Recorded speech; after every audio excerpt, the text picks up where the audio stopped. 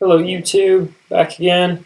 Last video I did, I said that I didn't have any Nerf guns that weren't already modded. I actually have this one. This is the Nerf Elite Dual Strike. As you can see, it shoots Elite darts and also Mega darts. But just about any Elite muzzle loading gun you can find has this problem.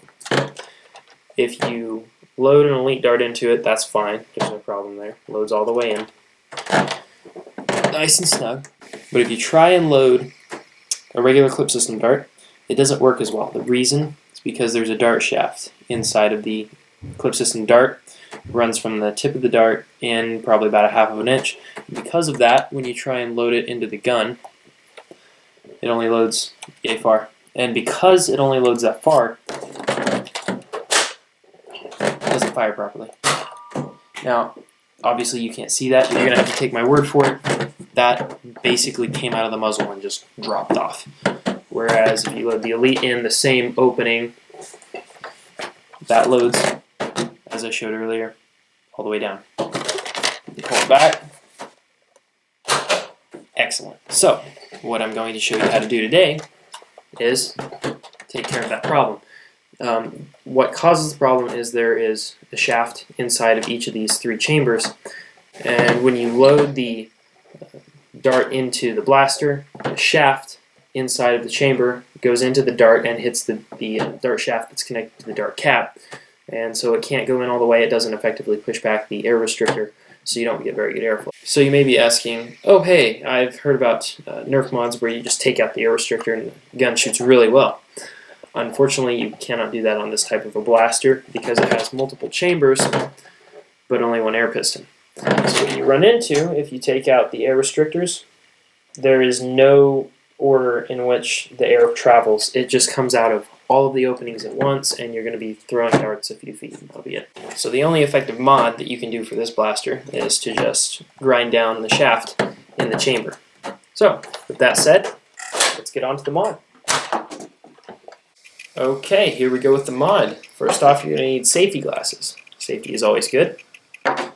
Secondly, you're going to need a Dremel, and ear protection is optional since you're just grinding on plastic. I wouldn't say that you need it, but it's up to you ultimately. On the Dremel, you're going to need a specific bit. This one is a fine sandstone bit. It's a cylinder shape. That isn't really important. What's important is it'll fit easily into the chamber on the Nerf gun, and it needs to have that concave shape right there. Okay, so we're ready to get started. First thing you're going to need to do is unload your gun if it happens to be loaded, as mine is. Remember, ways to do this for me, it's going to be on that spider crawling on my ceiling. Missed. Got it. Okay, got the spider. So with that done, we're ready to begin. Safety glasses.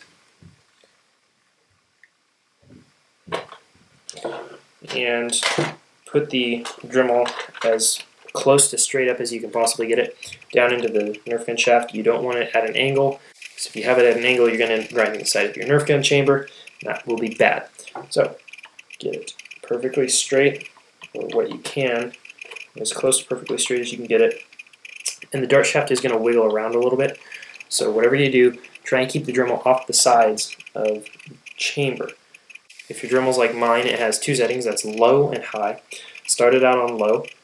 You're going to end up going to high, but get used to the feel of the Dremel before you go to high.